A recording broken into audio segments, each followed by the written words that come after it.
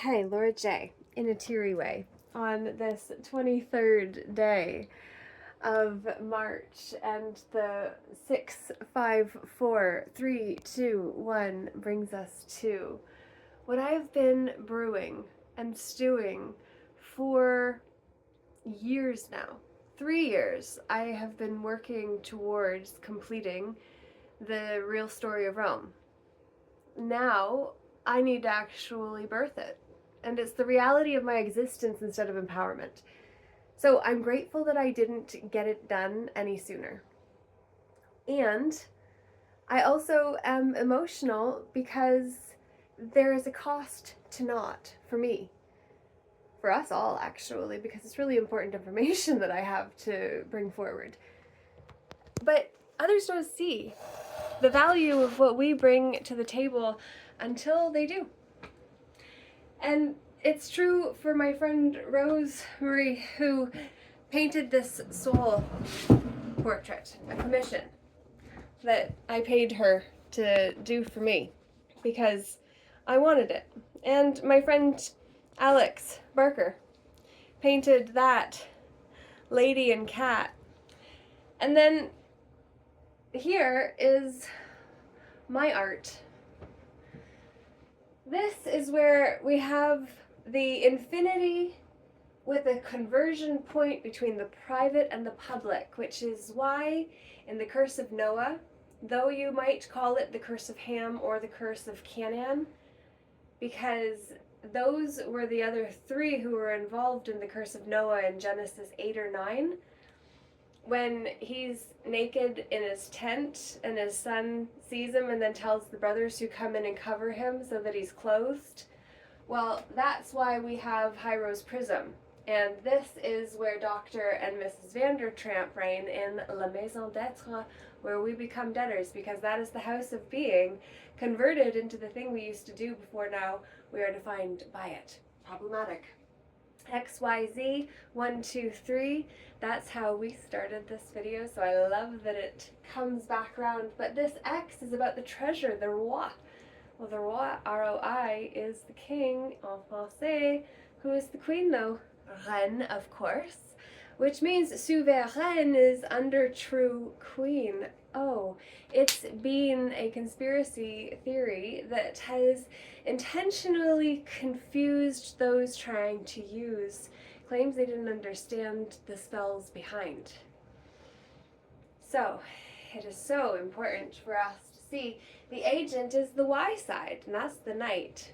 The night and the day, well, that's the days we've been in, under a solar calendar instead of a lunar calendar, that was adapted and changed, altered, in order to fit the narratives that needed cause for separation.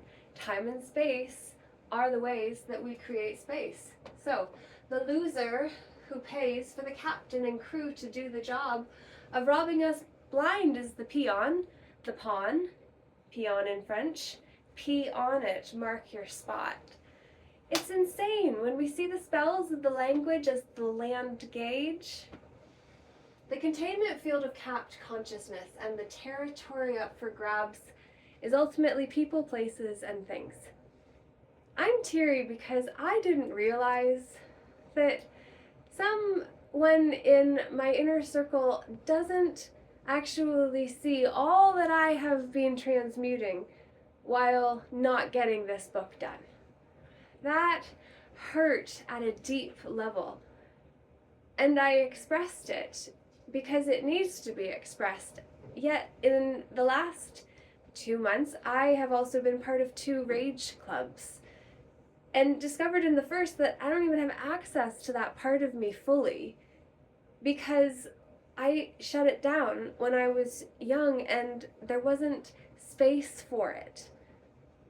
I didn't have the ability to express safely to the point that a tantrum would not cause serious harm potentially. Or at least that was in my child mind the potentiality. Self-regulation meant environmental regulation. And I trigger my mom, I always have, and she me, and it's like we chose each other because otherwise we would not necessarily be connected. I literally am challenging the foundation of what culture stands on, which is biblical as well as scholarly. And this is where we start to see that the state and the church are pillars of the empire that never fell. It just changed flags. And it created a corporate nature where we could orate for the corpse. And breathe ourselves out of the moment, because now we are cast into this fictitious reality of paperwork that is written on paper that comes from papals. The circle of trust is a concept often associated with relationships of confidence, loyalty, and integrity between a close-knit group of individuals who share a bond of mutual trust and confidentiality. So I totally shift then into what I have on the table, quite literally. The triumvirate, Gaius's high military command in Constantinople as the Count of the Executors, composed of units of imperial guards, allowed him to form the first triumvirate in 60 BCE between three of Rome's most powerful figures, Julius Caesar, Gaius Julius Caesar, Pompey the Great, and Marcus Livius Crassus. It was not a legally recognized institution, but a private agreement to dominate Roman politics by pooling their resources and influence, using the element of surprise to their benefit. And they were popular. The Populares faction was a political grouping in the late Roman Republic that sought to achieve power and influence by championing the cause of the common people, the plebeians, against the interests of the aristocratic elite, the optimates. Rather than being a formal political party, it was a collection of leaders and movements united by their use of popular support to advance their agendas. Populares leaders often used the office of the tribune of the plebs, a role with veto power and the ability to propose legislation directly to the popular assemblies to push their reforms. Plebiscites in Rome were laws enacted by the common Roman people called plebs, using elected officials to express the public's views on an issue, which became plebiscitum. I'm not sure how to spell that. It's got a whole bunch of lines above the E, I's, both of the I's, the E and the I's, which is the energy and the I to stay as the one telling my story. This is my work, for instance. So mine is possessive because I birthed it, I created it. This is my creative child. I gathered this information and I put it together in manuscripts I haven't shared because it wasn't going to be able to be done at that time in a way that others could say, okay, I'm willing to listen. I went on this tangent because I was saying about the divergence between my mom and I. She's religious. I'm offensive. I literally am like the Antichrist, and she's like, oh my God, I can't believe that is who I brought into this world. To a point. My mom also loves me, and I love my mom. So it's challenging, but we wouldn't have chosen anything else from a soul level because there is so much growth in the challenging dynamic that we have had. And because I have had a mom that didn't understand me or what I'm interested in, literally was like, I shut off and glaze over as soon as you start talking about this stuff. She's not interested and intentionally shuts down because she doesn't want to hear it. And I don't say this out of disrespect to my mom. I love my mom. And she's so brilliant, and she's absolutely phenomenal in so many ways, and she couldn't have been a better mom for me. I'm honest to God so grateful. I am really, really, really grateful for my mom. And she has also been one of the biggest challenges for me, but oh my God, I have been the biggest challenge for her too. Like, it has been hard on both sides, but I definitely made her life harder. And when I think about the fact she was 38 when I went to university, and I'm 38 now, and that means she had 18 years plus 19, well, the other year when my brother was born into her world. Like, she has had us since she was 19, me when she was 20. I'm 38, and, like, I have waited to have children, if I am to. And until these ideas are more commonly accepted, I don't feel like it's safe for me to actually bring a child into this existence, because somebody that watched my video recently and had the audacity to actually say, oh my God, she's working with children, that shouldn't be allowed. How do we interfere? How do we mess up her life because I don't agree with her, I don't like her, and she shouldn't be able to do what she is? Hello, I have a lot greater capacity to work with kids and also just help them see about critical theory. But by asking questions instead of offering the answer. But then also, I'm learning a tremendous amount too. So, like, am I the best? No. Am I doing my best? Yes. Am I giving it everything I've got and creating stories in order to engage and then trying to figure out how to do what I've never done before? Oh yeah, it's stretching me big time. And I hope and think that it is also stretching them too. And building relationships takes time, and sometimes not having a full out plan is actually the best way to be able to bring together a plan where everyone can be part of it, instead of just directorially creating one that everyone then has to jump on board for or with, which would have been what this would have been had I moved forward previously, because sharing information is just, yeah, information is phenomenal to know, but there's so much of it online that we really have to get more clear on how to discern. And then we also need to see that there have always been classes of people and classes we can take, different classes. The social classes reflected the optimates, which were the opposite faction of the populaires. For the optimates were the aristocratic faction that championed the traditional power of the Senate and sought to maintain the established hierarchy, often clashing with the populaires over issues of reform and governance. After Caesar's military success in Gaul, he had the gall to create a legal system. Wow.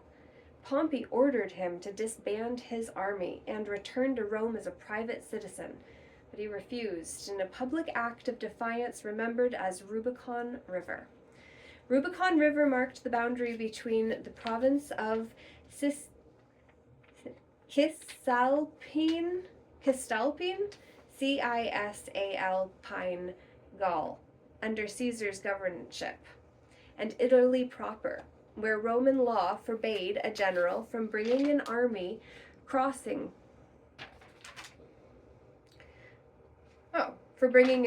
there because the Pope reigned there. So if a general brought his army in, there would be two competing commanders, and you can't have that in a sovereign state of being, or where it's a state of governance. You can't have two competing people vying for the same space without one taking the other out in order for one to be able to land it.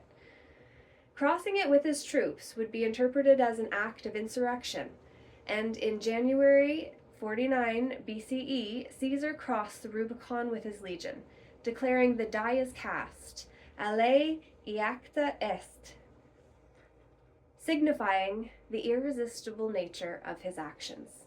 The crossing triggered a civil war between Caesar and the Senate faction led by Pompey, and his decisive victory against Pompey at the Battle of Pharsalus in 48 BCE secured his dominance in Rome, allowing him to become the first emperor of Rome. He implemented the Julian calendar system that transitioned the Roman Republic into the Roman Empire. with manorialism and feudalism filling in before the empire transitioned into nation states under the corporatocracy. Okay, so I would actually make an amendment here because I discovered that manorialism and feudalism actually started in the Middle Ages. And so if then we start to break down the fact we're in the modern age, the military industrial complex, MIC, that is the one of the tools that is used as an instrument of empire to move forward the empire's agendas through corporate brands, banners, logos, and symbols. Symbols are logos when we are actually talking about the logo of a company, for instance. But what we have to see is that logo comes from logos, which is logic in Greek. So what we're actually seeing through the logos of a company is the logos of the logic of the company that bears that brand. Branding being what we do to animals or to those that we own, what owners would do to their slaves, for instance.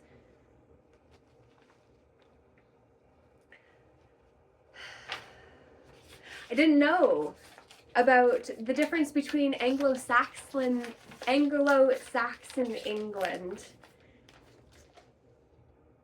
and the Norman England. I didn't know about the transition between when the Normans under William the Conqueror defeated the Anglo-Saxons. And I didn't know about the Seven Kingdoms, which actually were all different locations that are part of the pre-Roman story. But then, what is time but the marker of a timeline that we have agreed to go along with? And that calendar, when it changes, then changes everything because it puts so much time in between us and what we are stepping into. And by us, I do mean our mind, because we step just fine in the 3D regardless of the calendar chosen. But mentally, for us to keep track of things, to honor our commitments, these are the things. I wonder during the transition time, because they collapsed it, and there were people actually calling for the days back, because they lost so many in the transition between calendars. And I just had the thought, I wonder if they'd be able to still extort funds for that missed time, for the gap. You got to pay for the gap. There was that much time missing between when that one ended and this one started, so you got to pay for that, folks. Well, did you know folks are your familiars? And that folk culture and folklore is the stories that we tell one another, our folks. We tell our familiars these stories that we've heard that we thought were good, so then we want to share them, right? What is the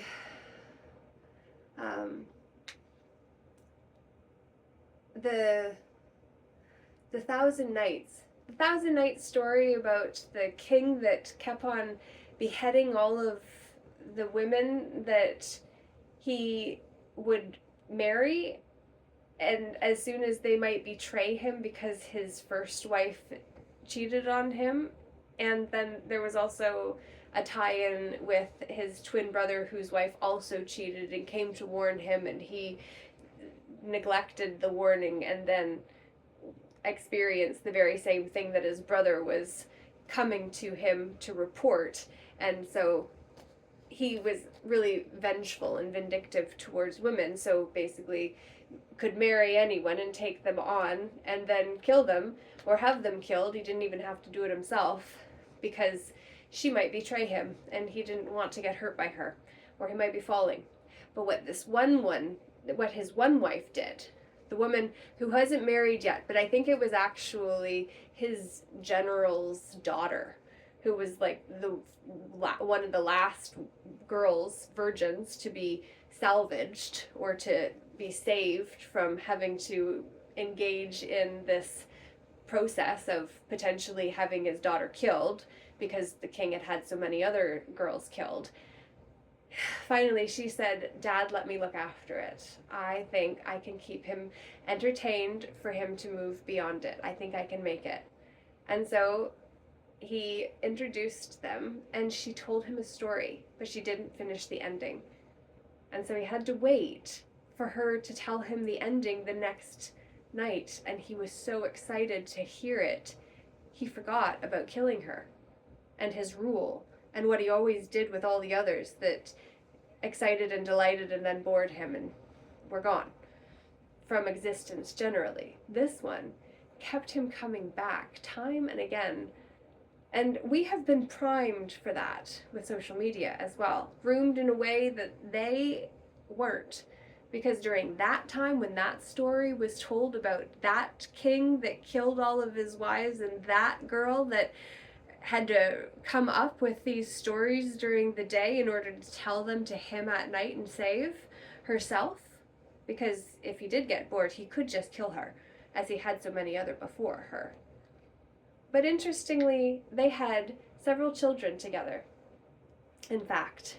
And also, she lived and they created a life together because they were able to play together. They were able to stay connected through the story the stories that they shared, the stories they exchanged, the stories that she shared from her heart to his. So, that is a very touching tale that I recall Jordy and I talking about during a very sacred time. And I just say all of this because the Vandertramps is literally where I have gotten to in this here manuscript that I am taking and then putting into better order and form. Now, 2 or 3 years ago, when I had a retreat to share what I had discovered at that time that I found so fascinating, as well as what I'd already done with my book and the sacred sojourn of the soul that we're all going through in order to make it out of this game whole, the game of life being the one I refer, the one to which I refer.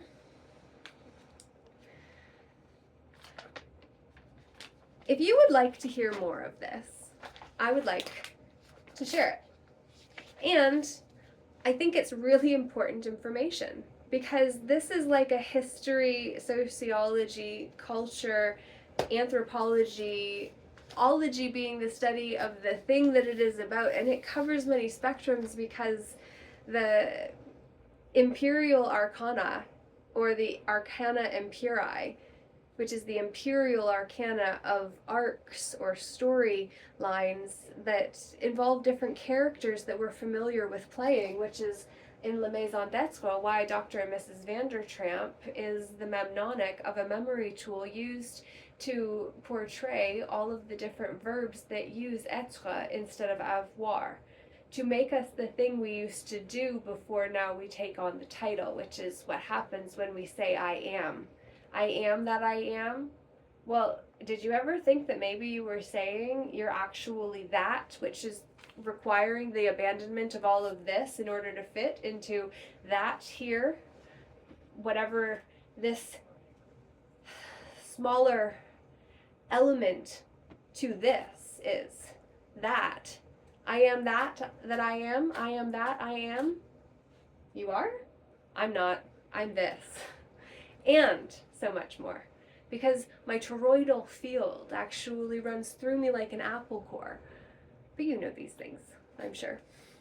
Or maybe you'll say she's crazy, and you may be right, but I don't care, because I'll share anyway. Go halfway, top and bottom, like we did last May at the Beltane Festival that we deep-seated traits of virality. This is what we must be willing to see. If we are to knit the top and the bottom together, and we meet in the middle, and we can find a common ground where we can connect and say, I love you anyway, even if you don't agree with what I say. That's okay, 'cause information it's less important than being information. You and I coming together to be who we truly are. Come together and be ourselves fully. And then we start being the ones who create something new. I can't wait to meet you. I don't know if you and I have had the pleasure of yet seeing or getting to know one another, but what I do is that you have a chance to come on a journey with me in April, May. It's actually a somatic journey. I am going to be going through the 66 days of transformation that I have done previously several times, and each time it rocks my world. And my friend actually reached out to me and was like, Laura, this is all about like you and your journey. And it's like, yeah, because I'm going to start this one way or another. And I'm going to go through the release and movement of my inner shit.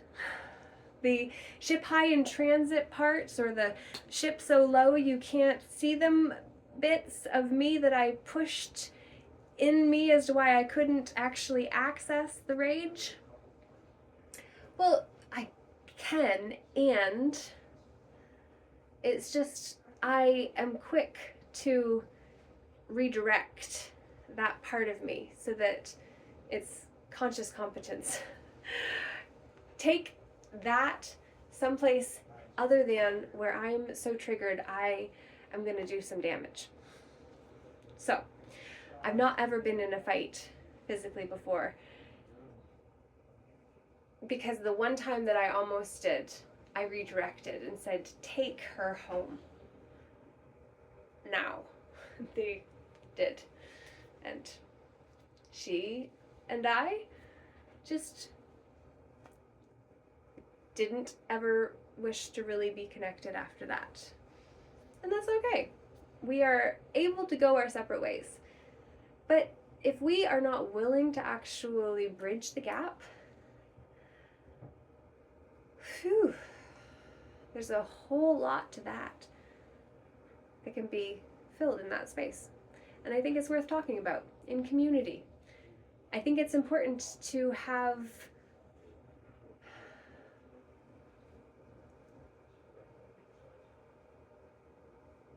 accountability.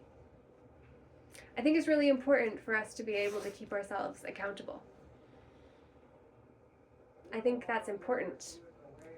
And I also think that we need to really be the authorities in our own lives, which is why I'm doing this challenge for myself. And if you want to be part of it, you're going to gain access to pieces and bits that I'm discovering as I go through it, and I'm willing to share.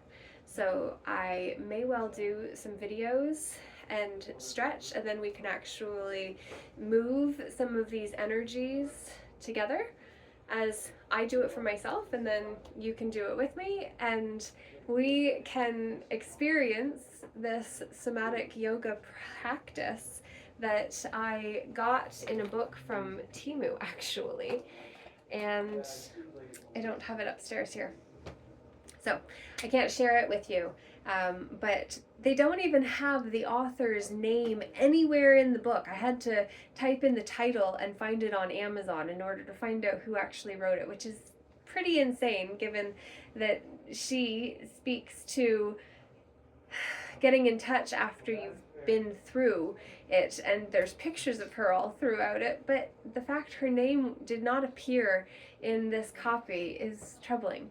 Yet, I have it, and I know who she is, and her name is Brett, which I've never met a Brett before. That's a woman. But however it goes, I'm going on this journey. I've put it onto Patreon, and if you want more of these pieces while we're going through that journey, I think that's a great way to marry my worlds. And I think the reality is that it is time for us to see that the world is the www.url of a world that is fictitious in nature, yet if that is the case, why not create a real one that we can enjoy together? And also realize we do have a real life separate from the fictitious one that we think life is about. The real one is the 3D physical form. That physical reality, our 3D reality, yeah, that is very different from the 4D mental construct that we have put over top of what is actually here to then say, okay, well, that means this and that means that. Syntax, semantics, and semiotics. How words are combined and their meanings and signs combine to create syntax. That's the sin of tax we didn't see, was the danger of a reality where language is the land gauge. We can get into the other ones another time. This has been a whole lot. I hope you've enjoyed it. And if you haven't, I wonder why you stayed. Are you a sucker for punishment? Well, the Sufi ring of suffering keeps us locked in a cycle of suffering. And we get to choose that if we wish to. You're welcome to. I don't wish to. I want to move the energy in order to not have it in me so that it stops showing up in my energetic field, my magnetic field. Because that which I am drawing to me, if I've got shit in my field, in my water, my inner emotions, if I've got dysfunction and dysregulation in there, well, if I don't clear that, then that's going to be part of what comes in the manifestations that I draw to me, is it not? Clean the waters and see what your life is full of. Because full is an acronym that I coined back in 2017 that's part of the Peaceful Inner Warriors United framework, which is a couple acronyms and warrior. Hey, baby. I was just thinking about you. Oh, Mr. Moose. Yeah. So, Peaceful Inner Warriors United. Maximus and I invite you to be peaceful, full of peace, full of passion, enthusiasm, authenticity, clarity, and encouragement, finding your tribe, understanding what's yours, loving what arises, and letting go of your attachment to the not now. So, if you don't like where someone's trying to lead you, go somewhere else. And if you do, come on this somatic journey with me. April, May, June, 66 days. I'm going to be offering 66 days of contributions to what I'm moving through as I do the physical and inner work and share it with you. So, thank you. I love you. I'm sorry if there is anything. And thank you. I love you. I'm sorry. Oh, please forgive me. Please forgive me. Yeah, honestly.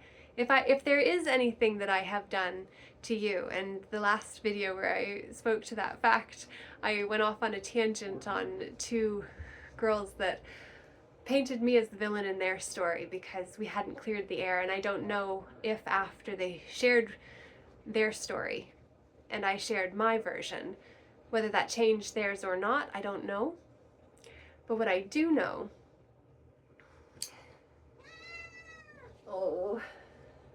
is that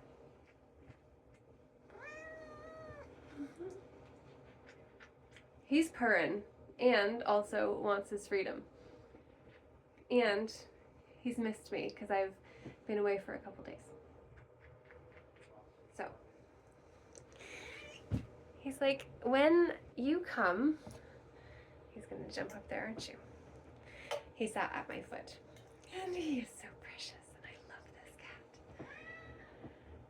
this cat. But please forgive me.